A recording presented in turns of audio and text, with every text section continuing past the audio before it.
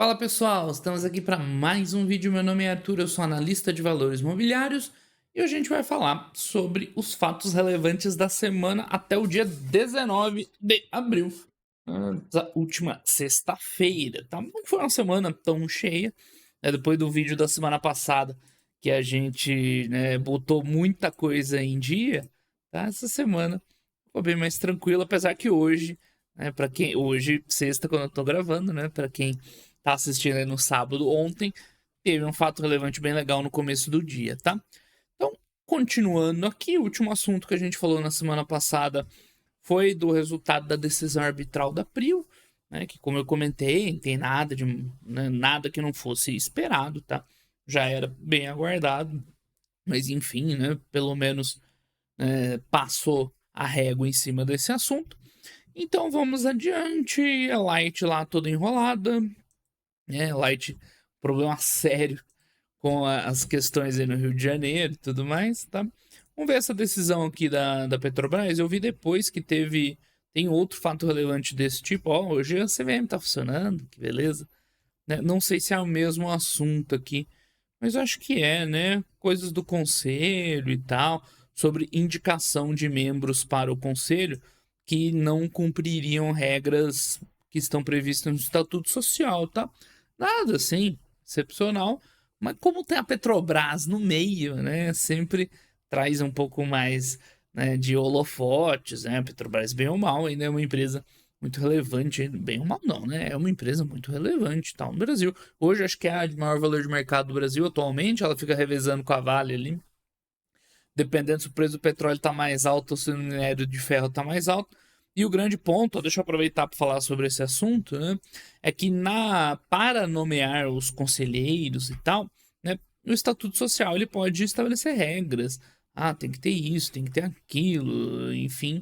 E aí, se não atende às regras, teoricamente, né, não poderia ser nomeado. E aí alguém entrou com uma ação, né? Ação popular e tal em São Paulo para suspender lá o camarada que foi nomeado, tá certo? Não quer dizer porque tá nas regras que isso aí, né, seja sempre cumprido. A gente já viu aí nomeações passadas eu nem sei essa situação aqui em especial, qual que é o problema e tal, mas a gente já viu nomeações passadas bem questionáveis aí, e às vezes passa e fica por isso mesmo, tá? Mas é por isso que eu falei, geralmente não é alguma coisa que a gente preste muita atenção, mas como a Petrobras, essa questão aí de nomeação de conselheiro sempre é polêmica, tá? Por isso que tá saindo esses fatos relevantes aqui, tá certo? Mas nada muito, né, tão impactante pra gente prestar atenção. A Light, né, de novo, o que a gente viu? Acordo com credores, né? Deve ser a mesma notícia aqui. Vamos ver essa notícia da JHSF, né? Eu falei sobre a JHSF, acho que foi semana passada, né? Que é uma construtora que não é muito. Quer dizer, hoje já nem sei se dá pra chamar de construtora, né? Por causa das participações todas que ela tem e tal. E, enfim, mas essa Fazenda Boa Vista foi um empreendimento grande que eles fizeram. Foi aquele que eu me referi no vídeo passado, que ela conseguiu ali, né, um volume grande de vendas e tal, que a sardinhada ficou louca, né? E agora, pelo visto, eles estão também sofrendo uma ação civil pública, acho que é questão ambiental, né? Exatamente, o estudo de impacto ambiental, né? Por seria uma área lá, né? Enfim, com licenças, autorizações e tudo mais, tá? Ou seja, nada que não aconteça com nenhuma outra empresa, né? É bem comum essas empresas estarem sempre aí trabalhando com processo, seja civil, seja trabalhista, é muito comum, né? Toda empresa tem processo trabalhista, algumas têm processo fiscal, né? A Receita questionando alguma coisa, tá? Isso aí faz parte. É só ver se não tem nada muito grande, muito relevante relacionado, tá? Sobre a JQCF, acho que eu já falei tudo que eu, né, tinha para falar sobre a empresa e tudo mais. A gente viu que semana passada ela estaria desinvestindo parte aí das suas participações lá em hotéis e tal, em shoppings, né? Que, enfim, talvez seja, né, um posicionamento para a empresa ficar mais focado em construção civil. Vamos ver aí depois no futuro, tá? Então, a emissão de debênture é tranquilo, não tem nada que falar. A Eternite, deixa eu aproveitar, já que hoje tá tranquilo, né? sobre essa questão da Eternit, tá? A Eternit é uma empresa que está em recuperação judicial, né? Então vocês vão ver nos comunicados aqui, ó, Eternit SA em recuperação judicial, né? Geralmente é um problema sério, né? Empresa em recuperação judicial passando por problemas, né? Tipo, para evitar a falência da empresa, então entra num regime especial, postergar pagamentos, escalonar esses pagamentos, em que a justiça ali admite, né, algumas medidas, né, um plano para que a empresa continue viável, pague o máximo possível aos credores, o máximo possível se mantenha viável, venda os ativos e cause o menor impacto possível para a sociedade como um todo. É óbvio, sempre vai ter gente saindo perdendo. Que a gente está vendo no caso das Americanas, acho que até tem notícia das Americanas. Né? Sempre alguém vai ter que abrir mão de alguma coisa, mas que no final, né, não estoure toda a bomba na mão dos credores, não seja todo mundo mandado embora de uma vez, né? Isso sempre é ruim, né? Se a empresa simplesmente falisse, igual foi o caso das Americanas, não, já era, foi pro espaço, faliu. Era ruim para todo mundo, era ruim pro governo, que deixa de recolher imposto, ruim pros trabalhadores, né, que bota todo mundo pra rua de uma vez, ruim pros acionistas, ruim pros credores, né? Todo mundo sai perdendo. Então, esses regime de recuperação judicial tenta ir ali levando um pouquinho mais a empresa e tal, minimizando o dano, tá? Mas a Eternit, ela já passou por isso, tá? O período dela de recuperação judicial foi já faz uns bons anos. Não, mais ou menos por aqui, ó. Ela tava lá dando prejuízo, tava com uma dívida. Ela nunca chegou a ter dívida grande, pra ser bem honesto. Né? Mas empresa com grandes dificuldades. Hoje, por mais que a Eternit não tenha confirmado as expectativas que a gente teve, que eu tive, né? Eu posso falar por mim. Os outros eu não sei. Né? Que ela apareceu ter um ano bem forte ali em 2021, agora vai, turnaround, e não foi, né? Ficou com um resultado um pouco mais fraco. A demanda que a gente viu aqui em 2021 não era uma demanda perene, foi mais uma questão cíclica e tal. Então deu, né, uma refugada. Vai, não foi. Só que, minimamente, a empresa continua rentável, dá lucro. Começou a ter uma reversãozinha aí de crédito fiscal, né? Mas enfim, ainda entra resultado, vende bem, a dívida tá ok, voltou a ter um pouquinho de dívida porque ela fez aquisição, mas ela tinha zerado a dívida. Então a Eternit, com certeza, hoje não está numa condição de recuperação judicial. Então por que, que ela continua ainda? Né? Porque dentro desse processo de recuperação judicial, eles tinham um monte de credor, aí eu acho que era trabalhista, não lembro agora, tal, que tipo ficou pulverizado, um monte de gente, né, entrou como credor da Eternit, e na hora que ela arrumou a casa ali, eles não conseguiram nem pagar, né? É uma situação meio bizarra. Né? O que a empresa tinha de dívida da época, uma parte era com o Banco da Amazônia lá, que eles negociaram, estava tudo certo, que, né, que não zerou aquela dívida. E outra parte relevante era isso aqui, é uns créditos que eles não conseguem intimar as pessoas para ir lá para fechar o acordo. A Eternit tem grana hoje para honrar com esses compromissos, só que ela não consegue efetivar, né, operacionalmente. E qual que é o problema? Que a empresa não sai nunca da recuperação judicial. Porque a empresa também tem limitações quando ela está em recuperação judicial, ela vai ter dificuldade para obter crédito, para negociar prazo com fornecedores. Então é interesse que a empresa saia logo desse regime. Só que ela não está conseguindo, né? A última vez que eu vi era tipo isso aí. Ela não consegue convocar direito os credores e negociar com eles. Então não consegue resolver, basicamente, tá? Então é uma situação meio curiosa que a empresa resolveu a parte financeira, tá financeiramente competente, ela só tem essa dívidazinha agora porque ela fez uma aquisição e tal, e tá tocando fábrica nova, inaugurou fábrica nova e tal, né? Fez uma reforma, então não é uma dívida do legado dela, tá? Só que, enfim, ela não consegue pagar quem tem a receber para ela, basicamente isso, tá? Então, ó, aqui, ó, o plano de recuperação judicial e tudo mais. E para a empresa já está começando a prejudicar, né? O ideal seria que ela resolvesse logo isso para sair da recuperação judicial e tocar o rumo dela adiante, tá? É uma curiosidade, né? Mais curiosidade do que qualquer outra coisa da situação atual da Eternit, tá? Vamos ver o que, que tem de projeção da Movida. Eu cheguei a ver alguma coisa, mas eu não lembro. Aí, ó, agora já parou de funcionar. Só porque eu tava elogiando a CVM. Aí, ó, acabou de dar BO. Sacanagem, né, velho? Dá a impressão que os caras esperam eu gravar o vídeo Pra dar manutenção no sistema, sei lá. Pode dar algum problema ou será que é na minha máquina agora? Aí eu posso ficar. Posso envelhecer mal. Não, aqui tá funcionando direitinho. Vamos puxar lá no site de RI, depois a gente tenta. Aí depois a gente tenta voltar lá e ver se abre. Ah, o duro que eu tenho que voltar aqui. Não, voltou já. Foi um breve lapso. Movida. Eu já tinha falado disso aqui, não tinha, não? Falando sobre guidance e atualização e tal. Acho que sim. Enfim. Eu com certeza que isso aqui a gente já comentou, tá? De verdade. Então, bom, falar de novo, né? Mas eu tenho quase certeza que a gente já comentou disso aqui. Mas eles deram uma atualiza. Ou a gente comentou outra coisa. Ou acho que a gente comentou da prévia meio irregular da Movida sobre os resultados do primeiro tri, né? De janeiro e fevereiro e tal. Mas, bom, enfim, isso aqui eu já não sei se a gente já comentou ou não. Mas eles deram tipo um guidancezinho, né? Ó, passará a adotar guidance, tá? Qual guidance é esse? É um de yield. Então, o que é o yield mensal, yield médio? Isso aqui é tipo aquele cálculo que a galera faz de aluguel. Tipo, você compra um imóvel lá, paguei 200 mil aí numa kitnet, num apartamentinho. Ah, eu vou alugar ele, sei lá, por R$ 1.000 ao mês. Então você faz um cálculo aí de um yield, né? Grosso modo, aí, bem grosseiro, de 0,5% ao mês, tá? Isso que seria o yield mensal, tá? É o quanto você recebe, né? No caso do aluguel, aqui no caso do aluguel também, mas de carro, não de apartamento, né? Frente ao valor que custou, né? Esse é um cálculo bem simples, na verdade, tá?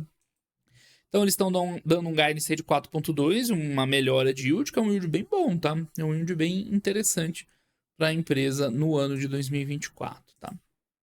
E mais? Seminovos, eles deram um guidance, o quê? 34 guidance de venda de carro por loja, né? Não nos diz muito isso. Mas, enfim, em comparação aqui dá um aumento de eficiência nas vendas, talvez, né? Vender mais carro por loja. E reduzir o desconto da tabela FIP. Isso aqui eu acho que tem muito mais a ver com o mercado em si do que com. Bom, claro, né? A empresa tem que vender bem para conseguir, né, dar menos desconto em cima da tabela FIP, mas provavelmente bastante impacto aí da. Bom, a tabela FIP também é um juntado do preço de mercado, né? Mas enfim, é um guidance aí de vendas de seminovos. Que mais no GTF? A representatividade de GTF para 60%, isso a gente já tinha falado, né? Quem acompanhou os vídeos aí, eu fiz uma análise em live, né, da Movida, que hoje o gestão e terceirização de frotas já é a maior parte do resultado, e até um pouco tempo atrás era bem menor, né, mas é o segmento que está indo muito forte, então o guidance ele representa 60% dos resultados da empresa em 2024, ok? Também nada demais. E isso, nada espetacular, né? Isso aqui meio que já todo mundo sabia. GTF está indo bem, Rent-A-Car com dificuldade. A tendência é que a participação do GTF seja maior. Né? Que é algo mais gerencial, né? Mais do dia a dia da empresa, não tanto que a gente acompanhe os resultados, mas ok. Melhorando a eficiência das vendas de seminovos. E no Rent-A-Car, um yield um pouco mais alto. Você vê que a Movida está bem preocupada em passar para o mercado a ideia é que esse ano deles vai ser bem melhor, né? Então já teve aquela prévia de janeiro, fevereiro, agora eles estão dando um guidance, né, de resultados melhores ao longo do ano. A Movida tá louca para mostrar serviço pro mercado, né? Enfim, vambora. Segue coisas da Light, emissão de debênture também nada demais. Eu até cheguei a comentar já sobre isso na Prio, né? Só é interessante porque a Prio tem uma situação tranquila de endividamento e tudo mais, né? E os caras emitindo debênture e tal, eles ganham impulso assim para eventualmente fechar uma aquisição e tal. Claro, quer dizer nada, né? Pode ser só a empresa rolando dívida, né? Transformando a dívida numa dívida mais alongada ou de custo mais baixo. A gente já tinha comentado, né? Quando saiu aqui, ó, 25 de março de 2024, a gente já tinha comentado isso, né? Pode não ser nada, pode ser só gestão de dívida, jogando mais para frente, reduzindo custo, dolarizando dívida, né? Essa é uma dívida em reais, mas ela tá travada em dólar por algum instrumento financeiro aqui que eu já não me lembro. Tá? Mas pode ser também empresa levantando grana para futuras aquisições, porque nesse primeiro momento, quando você emite a debênture, o que acontece? Aumenta a dívida, né? E é um valor grande aqui, tipo uns dos 2 bi, né? O que é isso aqui? Valor total 1,3 bi. Ah, tá, 1,3 aqui, eu não sei se teve mais ou não, não lembro agora. Primeiro momento entra essa dívida, só que entra o mesmo dinheiro no caixa. Isso que é emissão de debênture. Né? Você capta dinheiro com debenturistas, né? Com credores. Então, entra dinheiro no caixa, entra uma dívida no passivo. Tá? Então, no primeiro momento, fica equilibrado. Agora, você pode pegar esse dinheiro, esse 1,3 bi, liquidar as dívidas antigas e fazer essa gestão, igual eu estava falando, ou pegar e enfiar numa aquisição. Né? Então, só isso para comentar sobre a PRIO, né? Mas, a princípio, uma emissão de debênture não chama a atenção. Né? Porque não quer dizer que vai acontecer nada demais, certo? Aí vem perda de controle da Melnick, não tinha visto isso aqui. Né? Só atualizando, né? A Melnick era é uma empresa, né? Que tinha controle, era o controle da Ivy? Era, acho que um spin-off deles. Enfim, vamos ver aqui o fato relevante. Tá, em razão de alienações. Bababá, bababá, foi reduzida para menos de 50%. É, basicamente, eles diminuíram a participação. Não é alienação de controle, né, para terceiros, então não dispara a tag along, tá? Então, o que acontece? Quanto que você tem, tipo, um tag along? É a Melnick que tá no novo mercado, né? Imagino eu. Não, calma, tô vendo aí. Peraí. Peraí que eu tô fazendo tudo errado. Vamos voltar para Melnick, que é a empresa que estamos tratando. Aqui sim, né? A Ivin consta como majoritário e aparentemente eles tinham mais de 50% da participação. Ah, não, aqui, né? Somando outros veículos, talvez, tinham mais de 50% de participação na empresa. E agora eles venderam, né? A empresa está no novo mercado, tem 100% de tag along. Se eles tivessem vendido para alguém, né, uma venda em bloco e tal, uma venda direta, né, alienando o controle, tá, seria classificado, dispararia o tag along um dispositivo que, né, teria que oferecer o mesmo preço que eles venderam para os minoritários. Mas como no caso eles venderam no mercado, né, em uma quantidade menor, né, não caracteriza essa venda para alguém, né, para um terceiro, que é do jeito que está aqui, né? Alienação de controle, ou seja, eu vendi o meu controle na empresa para outra pessoa. Então não dispara um tag along, né? Enfim, eles só venderam no mercado. Então eles não têm controlador agora, né? Não tem ninguém com mais de 50% das ações, mesmo que ainda esteja valendo lá o acordo de acionistas, provavelmente. Então, vamos ver, participação acionária, enfim. É isso, né? Só para explicar esse ponto que é importante. Então, vamos, trocou o CFO DRI, isso aí eu comentei na semana passada, né? Nessa época é normal as empresas acabarem, né, trocando gente, tem as assembleias ordinárias e tal. Aliás, hoje tá rolando a da Prio, tá? E tem uma proposta lá de distribuição, de destinação dos lucros acumulados, tudo para reserva de investimento e nada para dividendos, né? Tomara que seja aprovada essa proposta. Eu botei lá no Instagram e no Twitter, né, para quem quiser ver. Mas enfim, voltando aqui, é normal trocar cargos, troca conselheiro, tá? Isso aí nada demais. A Gafisa a gente já explicou as confusões que estavam rolando, né, recentemente em alguns vídeos passados, troca de controle, blá blá blá. Troca de controle não, né? O pessoal tava disputando lá e, enfim, deixa pra lá, não vamos gastar tempo com isso. Aí a própria Melnick, né, informou a mesma coisa aqui no fato relevante dela, que a Iven deixa de ter 50% da empresa, né, e deixa de ter o controle. Aqui estão os números certinho, né? Redução para 24. Então a Iven tinha 30 e poucos. Agora começa a fazer sentido, né? Agora eu entendi. Ela tinha 38, mas estava num acordo de acionistas com alguém lá, tinha mais de 50%. Logo, né? Tinha um bloco de controle, né? Aí vem mais alguém, provavelmente a família lá e tal, né? Melnick que tinha o bloco de controle. Aí, como a Iven vendeu parte agora para ficar com 24%, né, eles deixam de ter em conjunto 50% das ações. É isso aqui, ó. Tais operações, o grupo vinculado ao acordo de acionistas, que tem a Even e a Melnick Participações, que eu acho que tem a família lá, né, do pessoal que está lá no controle, agora tem 45, né, 24 deles aqui e mais 20 da Melnick Participações. Agora entendi, o cálculo não estava fazendo muito sentido. Então, a empresa não tinha um controlador com mais de 50%, tinha a Even mais a família aqui, juntos, formando um bloco, mais de 50, no acordo de acionistas. A Even vendeu parte das ações, agora não tem 50% mais, tá? Então são 45, deixa de ter um controlador, né, definido, então empresa de capital disperso, eu nunca tinha visto esse termo aqui, né? O pessoal chama lá fora de corporation, né? Sem controlador definido, interessante isso, né? Tem gente que gosta, tem gente que não gosta, isso é uma questão que não tem, assim, você vai achar excelentes empresas que são empresas familiares, né, geridas ali na rédea curta, e empresas familiares que o pessoal perde a mão. Você vai ter corporations excelentes também, né, e corporations que, por não ter um controlador definido, não tem muito, né, um foco e tudo mais. Então, eu vejo que muita gente acaba dando muita importância para isso, tá?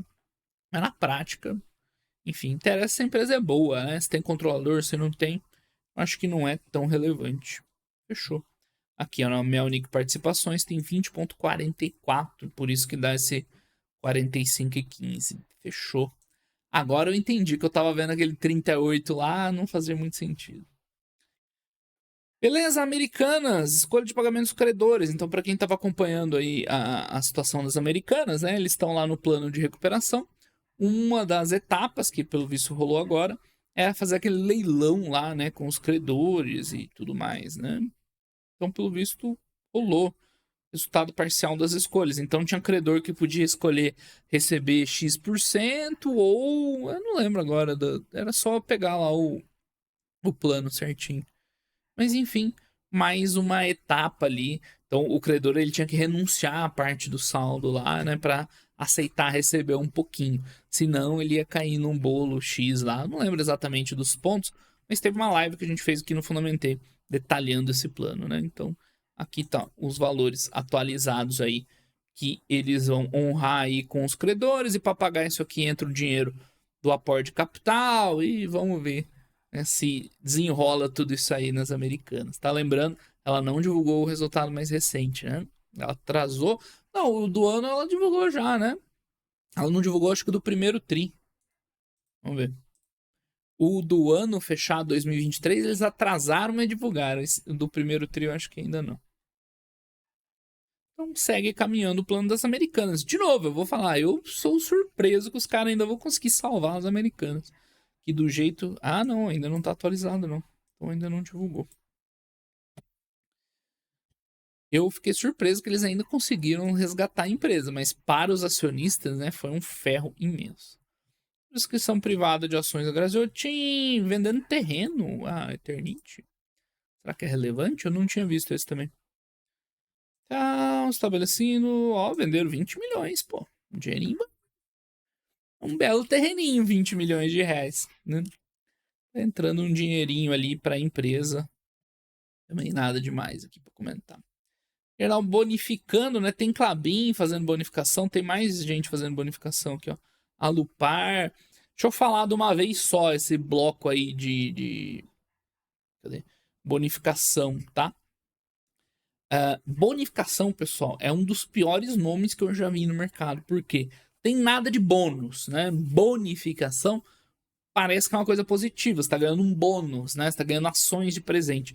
Mas tem impacto absolutamente zero para o acionista, só tem impacto no teu custo de aquisição lá para fins fiscais do imposto de renda.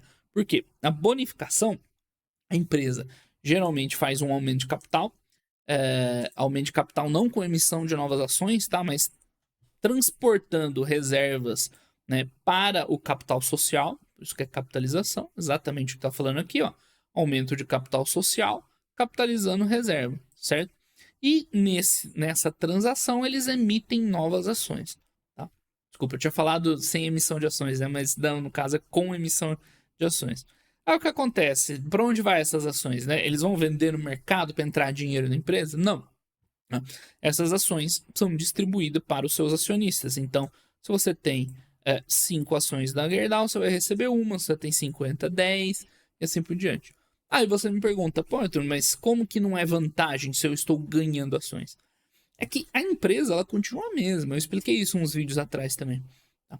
O mercado, ele avalia a empresa. Então, se ele acha que a Gerdau, ou a Klabin, ou a Lupar vale, tá, 38 bi, a empresa vale 38 bi. Se ela tem 1.000 ações, 1 milhão de ações, 1 bilhão de ações, não faz diferença. O que vai fazer diferença, que vai mudar é o preço da cotação. Se a empresa vale 38 bi e você tem 1 bilhão de ações, cada ação vai valer R$ 38. Você divide. Então, emitir novas ações, somente emitindo, sem contrapartida, sem entrada de recursos, tem um efeito neutro, porque você vai receber mais ações, só que elas vão valer menos. O mercado automaticamente ajusta, tá, o preço das ações para que, multiplicando a cotação pelo valor das ações, pelo número de ações, nesses mesmos 38 bi, tá, no dia seguinte. Então, bonificação, pessoal, não tem nenhuma vantagem, nada. Você vai receber mais ações, mas elas vão valer menos. No final vai ficar mais ou menos igual, né? Não fica 100% igual, porque tem a variaçãozinha ali de um dia para o outro. Então, vou mostrar aqui a base acionária da Gerdau. Ela tem aqui, né? Então, um bugzinho, mas uns 2 bi de ações, mais ou menos, 2,1.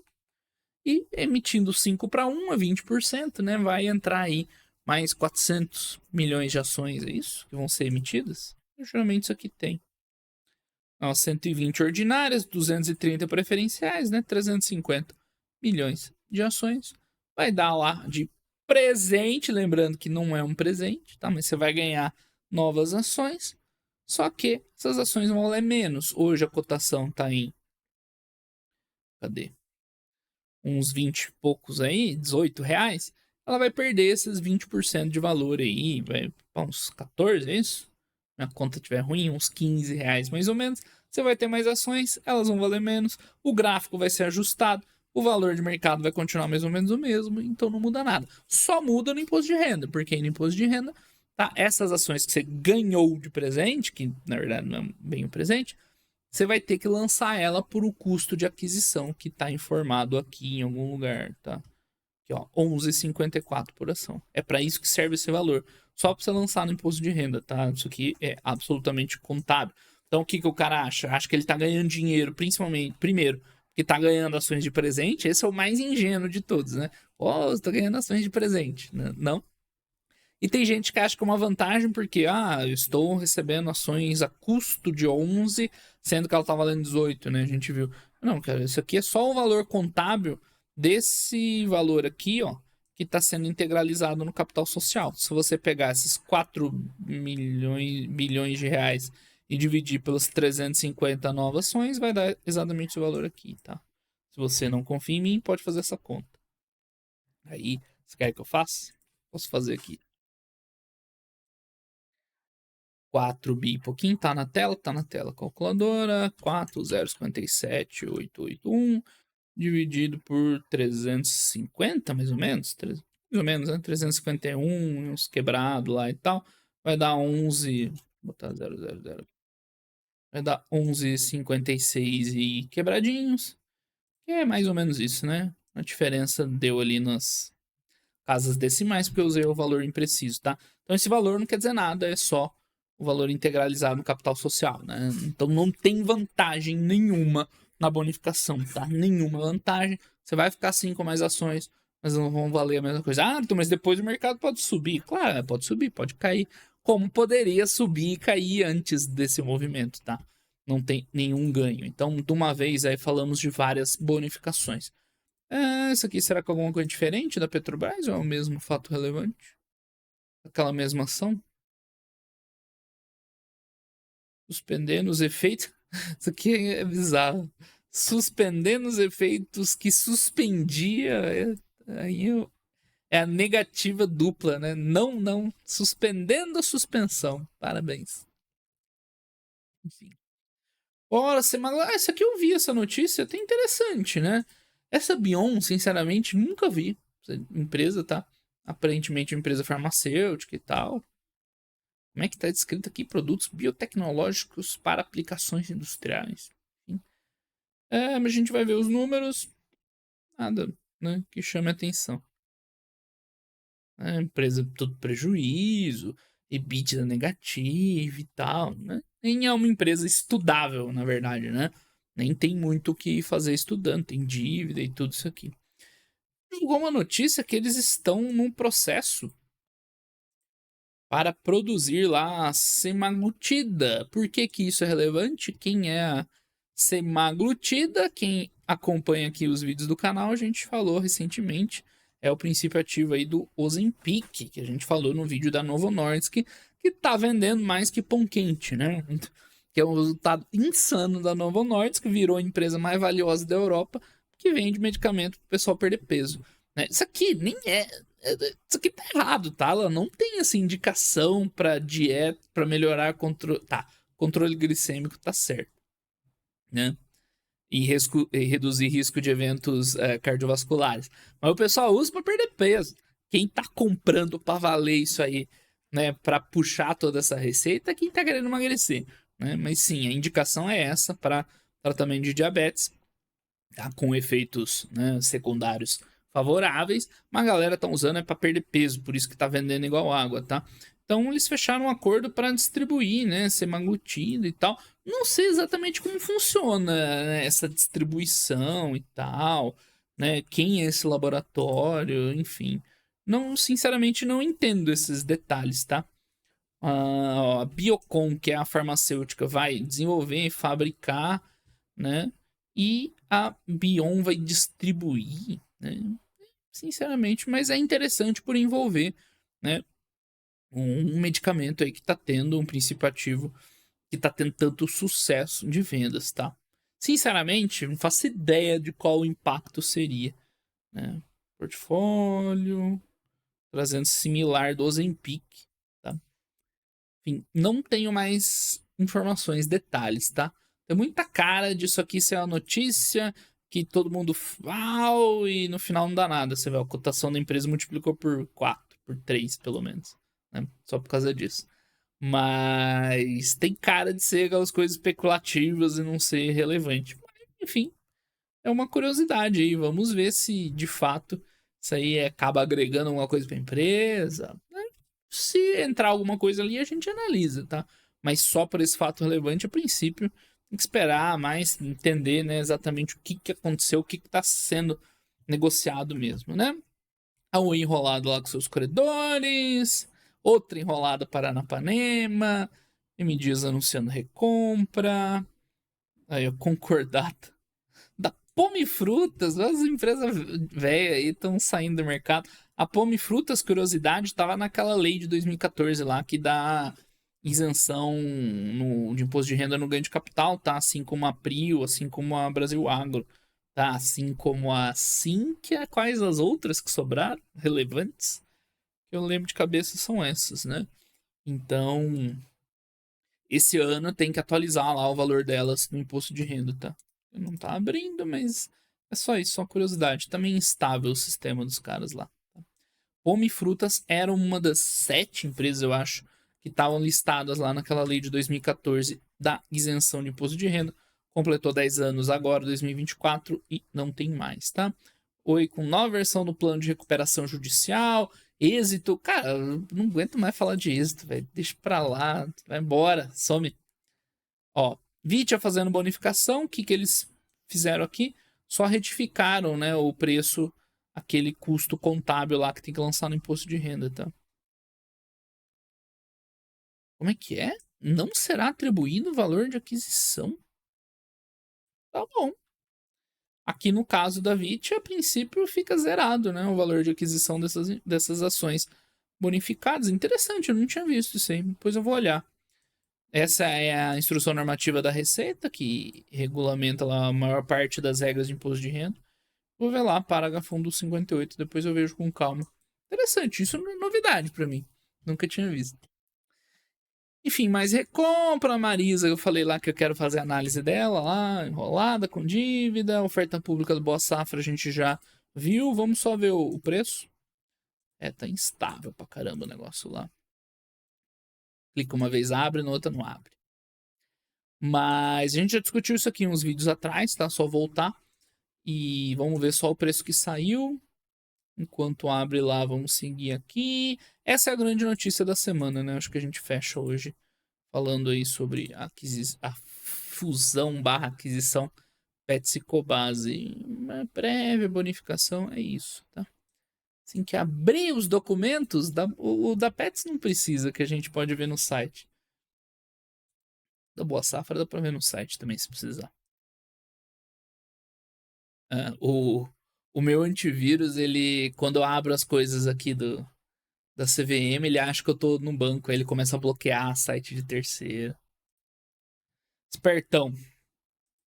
Será que tem uma apresentaçãozinha que eles fizeram? Seria legal se tivesse apresentação. Não tem um áudio, tem apresentação. Sim. Deixa aqui na agulha. Vamos só ver se a gente passa, liquida logo a. Ai, essa aqui pode fechar já. Só fato relevante. Vamos ver se a gente liquida logo a Boa Safra. E aí a gente fala da Pets pra fechar. Tá aí. Tá carregando, mas dá pra gente ler pelo menos. Tá, aumento de capital social a 16,50 por ação. Beleza. Né? O ideal, aqui tem um certo conflito de interesses, né? Eu vejo principalmente a galera dos FIIs adora essas emissões que saem a valor abaixo e tal, para pagar mais barato. Só que para a empresa emitir abaixo do valor, né, de mercado dela, é ruim, porque você acaba tendo uma diluição e entra menos recurso no caixa da empresa, tá? Então você tem um conflito claro de interesses entre quem quer comprar barato e quem quer que a empresa performe melhor no longo prazo, né? Então, você vê que saiu uma emissão basicamente no preço de hoje de mercado, né? O mercado talvez tenha ajustado um pouquinho, mas o ponto é, não teve grande prejuízo para a Boa Safra fazer uma emissão. Quando você tem uma empresa que está em crise, que está complicada, não é o caso deles, claro, né? A gente já explicou o porquê. Provavelmente isso aqui é para dar uma aumentada na liquidez e tudo mais, tá? Você consegue vender muito perto do valor de mercado. Quando você tem uma empresa em crise que precisa de dinheiro para, né, continuar operando, às vezes eles têm que baixar muito esse valor e aí faz um estrago danado. A gente viu que o RB, a gente viu que o Pão de Açúcar, né? Pão de Açúcar fez uma emissão, um valor muito baixo, né? Deu uma diluída cavalar. Aqui na Boa Safra, a empresa tá redonda, tá com os números bons, na verdade, né? Resultado bem bom, até destaquei nessa semana na live. A empresa foi lá, conseguiu emitir bem perto do valor de mercado, né? Enfim, beleza, vamos falar do assunto da semana, que foi, né, o da Pets, a combinação da Pets com a Cobase. Cobase é uma outra empresa nos mesmos moldes da Pets, né, também varejista de produtos, né, para animais, animais de estimação. Embora, claro, né, não seja exatamente igual, tem uma outra estratégia, o modelo das lojas é um pouco diferente. Né, tava conversando com algumas pessoas hoje tal, sobre isso, mas a grosso modo também faz coisas semelhantes, né? Varejo aí de produtos para pets, né? Então tem aqui, foi fundado em 83, pioneiro nas megas lojas para animais de estimação. Eles têm 234 lojas, tá? Isso aqui já entra na parte financeira. Deixa eu falar outra coisa antes. Então, o que foi divulgado hoje, tá? Por enquanto é só um memorando de entendimento, tá? O tal do MOU, memorando de entendimento não vinculante, ou seja, ainda não tem nada fechado, não tem nada garantido. O que esse memorando, né, quer dizer? Que as empresas estão conversando para fazer essa combinação, já acertaram algumas bases, como o fator de conversão, o valor a ser pago, que a gente já vai ver, tá? Mas ainda não tem nada fechado, né? Por enquanto é tipo um pré-contrato, né? É um pré-contrato aí, que eles têm um período para, né, discutir os outros termos e fechar ou não a aquisição, mas não tem nada garantido. Se isso não se concretize, se no final eles chegarem e não se juntarem, tá? Não tem penalidade para ninguém, tá tudo certo, segue a vida, tá? Então ainda é um memorando não vinculante a isso, quer dizer que não tem obrigação nenhuma. Contudo, como eles já decidiram algumas coisas, por exemplo, o valor, né, que vai ser considerado, ninguém vai quer dizer, vai pagar dinheiro sim, mas enfim, né, o valor a ser pago na Pets, né, eles combinaram aí um pagamento em dinheiro para os acionistas da Pets também, tá?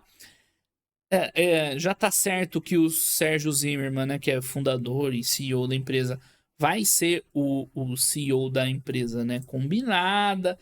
Então, assim, já tem, as coisas mais importantes já estão decididas, né? Então, acho que tem uma boa chance de fato, concretizar essa transação. Tem, acho que 60 dias. Deixa eu ver se tem aqui na apresentação, não lembro agora. Essa parte aqui, beleza. Isso aqui que é legal da gente ver.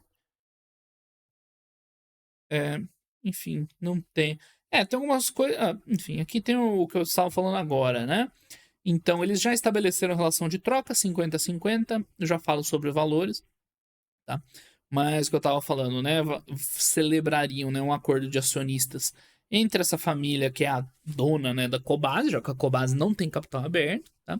E o Sérgio Zimmermann não é o dono, porque é uma empresa de capital aberto, mas é o CEO, o fundador, e é quem tem a maior participação dentro da Pets, tá? Formariam um acordo de acionistas, o Zimmermann seria CEO, ou desculpa, seria o presidente do conselho, com o Paulo Nassar, lá da família Nassar, o CEO dessa empresa combinada, e quantos indicam, quantos membros. Então, assim, os pontos mais importantes meio que já foram definidos, né? Então, é bem provável que acabe, pelo menos na minha visão, né, na minha opinião, eles acabem fechando mesmo esse negócio, tá? Eles têm acho que 60 dias, não lembro agora quantos dias tem esse memo, deixa eu ver se tem alguma coisa aqui. Negociar de forma exclusiva. Blá blá blá. Apresentação essa que eu tô falando. Tem lá o arquivo do áudio para quem quiser ouvir lá no site. Tá, é isso. Não tem aqui, né, o período, mas eles têm um período de exclusividade para fechar os outros detalhes da aquisição. Mas como já tem tudo isso aqui, né, meio que batido o martelo, eu acho que já tá bem encaminhado para fechar mesmo, tá? Pois bem, vamos para os valores primeiro, tá? Então vai ser uma relação de troca 50-50, né? Eles vão juntar as duas empresas e a empresa resultante, tipo, o acionista da Pets vai ter, né, diluído em metade a sua posição na empresa resultante. Ainda não tem detalhes sobre se vai ser uma empresa com outro nome, com o mesmo nome, enfim, né, qual seria. O que eles falaram, que o Zimmermann falou, é que a princípio vai continuar a marca Pets e a marca Cobasi. Não faria sentido, né, juntarem as duas marcas ou acabar com essas duas marcas. Então, para o consumidor ali, vai continuar ele indo numa loja Pets e indo numa loja Cobasi, tá? Mas a empresa resultante ainda não tem detalhes se seria o mesmo nome, se seria outro nome e coisas do tipo, tá certo? Não que isso faça diferença também. Mas vai ser meio a meio, isso que é importante, né? Pau a pau. Aí, ó, vamos por partes. Primeiro, para fazer 50-50, eles avaliaram Pets a 7,10 por ação, que é tipo o dobro, né, do que ela estava negociando, basicamente, tá? Então a Pets até essa, eu acho que esse aqui não atualizou ainda, 18/4, né? Hoje é 19. Não atualizou aqui. Então a Pets estava valendo 1,5 bi mais ou menos, né? Com a cotação a 3,50, alguma coisa assim. Deixa eu abrir aqui.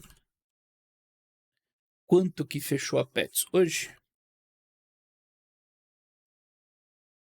Até chegou a valer mais, eu acho, durante o dia, tá? Mas após a notícia, tá? A Pets fechou com 30% de alta, né? A 4,80. Então, vocês vão ver aqui, né? Esse gráfico dá uma boa puxadinha aqui para cima. Não em relação ao histórico, né? Porque o histórico dela tem um preço bem mais alto. Mas você vê, né, que eles pagaram, né, ou combinaram com a Pets a 7,10, que é quase o dobro do que ela estava negociando. Então a Pets estava bem, tinha apanhado muito do mercado. Eu até comentei no último vídeo de análise dela, que é bem recente, né? Foi quando eu estava viajando. Aqui, ó, um videozinho bem recente sobre ela. Que assim, nesses valores, valendo 1,5 bi, 300 de EBITDA, né? Mesmo que o lucro esteja bem deprimido, a Pets estava com um valor bem legal, tá bem interessante, né? Mesmo que ela ainda não conseguiu, assim, né, crescer para valer, ela continua aumentando receita, mas o EBITDA deu uma estagnada, né? O lucro líquido pressionado aí pelo financeiro e pela depreciação.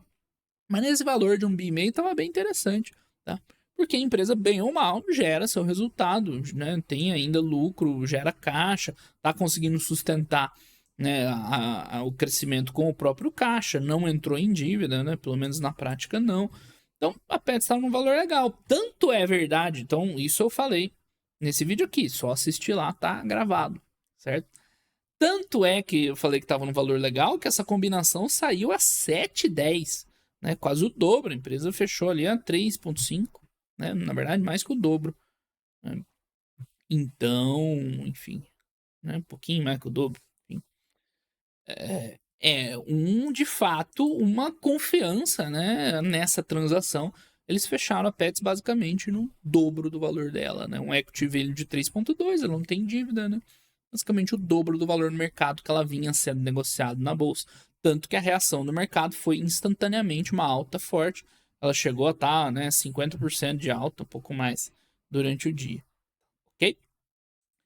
Que mais que tem de relevante aqui? Tá, o múltiplo implícito da Pets, 12 vezes EV/EBITDA, que é razoável, né? Não é barato, não é uma barganha, mas razoável. Mesmo eles tendo oferecido o dobro, né? Pelo que valia a Pets. E tem mais um guerigueri ainda, né? O acionista da Pets vai receber 400 milhões de reais em pré-combinação. Então, o Sérgio Zimmermann comentou hoje no call que eles ainda não definiram mais detalhes sobre isso aqui, ó. Estrutura ainda a ser definida pelas partes e tal, né? Mas, enfim, eventualmente, isso aí pode ser, por exemplo, distribuído como se fosse um dividendo extraordinário para os acionistas da Pets e tal, né? Eles não colocam no bolo da aquisição aqui, quer dizer, pode colocar, né? Não está definido ainda. Que aí mudaria questões contábeis de imposto, por exemplo, né? Se fosse uma aquisição paga parte em dinheiros, parte com ações, seria um outro tratamento. Mas, enfim, isso não está definido ainda, não tem como a gente dizer. Mas bem vantajoso, né, para o acionista da Pets, considerando, né, o valor que ela estava sendo negociada no mercado brasileiro. Então, mostra que o pessoal do ramo, né, enxerga o valor da empresa, enxerga o potencial que ela tem, tanto que, né, avaliaram o dobro, ainda com a parcela paga em dinheiro, a ser pago ali pelos donos da Cobasi, tá? Nessa combinação. Então, bem interessante, né, esse valor, né, bem expressivo. Que mais? Sobre a combinação em si, né, não tem muito o que falar. São duas empresas grandes, tá? Tem, inclusive, é importante nesse caso aqui a questão do CAD, tá? Porque são empresas grandes e tal. Mas como eles falaram lá, o mercado bem pulverizado e tal, eles acham que não vai ter problema nenhum, né? Mas é uma transação que, bem ou mal, né, o CAD vai ter um papel relevante. É diferente, por exemplo, no Soma, na questão da Soma e da Arezo, que aí nenhuma das duas empresas tem um market share relevante. O setor de vestuário é imenso, né? Então tem trocentas mil marcas, não tem preocupação nenhuma quanto ao CAD. Aqui, né, vai ser algo a se observar. Mas enfim, teriam ganhos meio óbvios, né?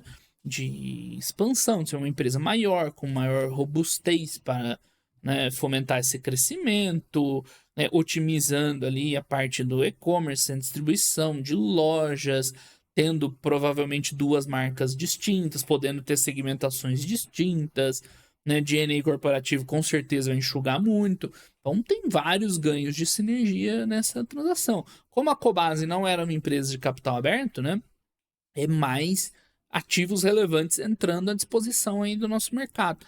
Eu falei no caso da Soma e da Arezzo, que tem a parte boa e ruim, né? A boa que vira uma empresa mais, né, robusta, a ruim é que você tinha duas opções de investimento, agora tem uma só. Aqui, como a Cobasi não tinha capital aberto, era uma empresa fechada, por mais que houvesse, né, interesse em abrir capital no futuro, né, é coisa nova entrando no nosso mercado, né? Então é positivo. Comparando as duas pau a pau, os números são bem semelhantes, tá? Com a Pets um pouco maior. Então, a Cobasi tem um pouco menos de lojas, um pouco menos de receita, um pouco menos de EBITDA, né? Tem caixa positivo, por outro lado, né? Então, enfim, a empresa resultante vai ficar com caixa positivo, né? Mais grana para fomentar ali um crescimentinho tiro curto, né? 200 milhões vai fazer grande diferença, mas é um dinheirinho ali para fomentar um crescimento. Então é interessante essa combinação pau a pau, né? A Cobasi com números um pouquinho menores que o da Petz, mas entrou com caixa na hora de fazer a aquisição. O Sérgio Zimmermann vai sair da direção. Ele tinha comentado um tempo atrás sobre sucessão, né? Ele vai sair do CEO. Parece que foi aquela combinação ali que é bom para todo mundo. Fica no conselho, que é mais ali, né? Sussa. E pro acionista da Petz eu vejo bem positivo, tá? Você vai diminuir pela metade a sua posição, mas você vai ter um impacto quase que imediato de resultados. É um pouquinho pior, porque você vê ali um EBITDA, né, um pouco abaixo da Cobasi que a Petz tinha, mas com todos esses ganhos de sinergia, com dinheiro na conta, né? Então eu acho que é bem positivo, sim, para o acionista da Petz, essa combinação com a Cobasi, por essa leitura, assim, né, de eles já terem divulgado bastante coisa, né? Eu acho que tem boa chance de concretizar. Eles já decidiram os pontos principais, na verdade, né? Agora é mais uma questão de ver outros detalhes, né, de ver mais informação, porque hoje no call os acionistas já começaram a perguntar um monte de coisa e tal, quanto de ganho de sinergia eles... Gente, nós nem começamos a estudar isso, que por enquanto é só um memorando de entendimento. Eu não sei os números da Cobasi, até agora ela é minha concorrente, eu não posso chegar lá, né, e a gente ainda não tem essas informações. Então eles vão sentar, né, decidir se vai rolar ou não, acho que tem boa chance, aí vira uma empresa com certeza mais robusta, com mais marcas, com mais cross-selling, né, com maior alcance, enfim, né, e rumo ao melhor ecossistema de segmento pet no Brasil, parece, né, que é um movimento bem favorável, tá? Você, num primeiro momento, perde um pouquinho de resultado aqui, nada demais também, mas você fica com uma empresa mais forte, né? Com mais potência, contando as sinergias, talvez, você até tenha ganho direto nessa combinação, né? Contando aquela grana que vai ser paga, né? Então, cara, é bem interessante, eu gostei, tá? Desse movimento acionário. E que começo de ano que a gente tá tendo, né? Com Soma, Arezzo, Petz, Cobasi, galera tá vindo para jogo. Ano passado teve a Fleury com a Pardini, Localiza com a Unidas, né? Mercado brasileiro. Por um lado é ruim, porque diminui o número de empresas, embora aqui no caso da Cobasi não, né?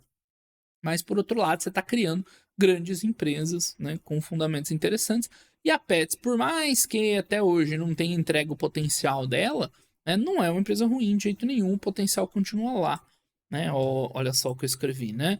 O ano tá meio fraco, não atende a expectativa, mas ela vai se segurando e tal. E a hora que as condições melhorarem, a empresa tá lá, né, dormente para seguir o plano de crescer e tal, evoluir e entregar resultado. Agora com a Cobasi, né?